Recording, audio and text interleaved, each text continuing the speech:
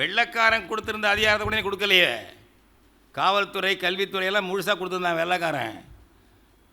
Government of India act 1935 கொடுத்துருந்தான். இவர்கள் article 1 union சொல்கிறதுக்கு காரணமே என்ன? ஃபெடரேஷன் ஆஃப் இந்தியான்னு சொல்லிட்டான் 35 அவன் வெள்ளைக்காரன். படித்தவங்க பெரிய பெரிய படித்தவங்க சிக்காக்கு போய் பட்டம் பெற்றவங்கெல்லாம் இருந்து எழுதுனாங்க. வெள்ளைக்காரன் போட்டது ரொம்ப மிஞ்சி போனோம்னா அவன் கேள்வி கேட்பாங்க, சர்வதேச அரங்கத்தில் கொஞ்சம் வெக்கமாக போயிடுமே என்று பஞ்சாயத்தாக போட்டது தான் யூனியன். அவன் போட்டது ஃபெடரேஷன், கூட்டரசு.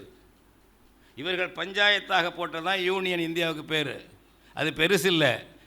நாம் முழு ஃபெடரேஷன் வேணும்னு கேட்குறோம். முழு ஃபெடரேஷன் வேணும். அது மாதிரி இந்த ஆளுநர் பதவி ஒன்று பார்த்தீங்கன்னா நமக்கு இருக்கிறது இல்லை. இதெல்லாம் கேட்காம என்ன நாங்கள் அந்த கொள்கை இந்த கொள்கை, குறைந்தபட்சம் கோரிக்கையை வைக்கக்கூட துணிவில்லாமல் இல்லை, நேர்மை இல்லாமல். புரிஞ்சுக்கங்க, துணிவில்லாம் இல்லை.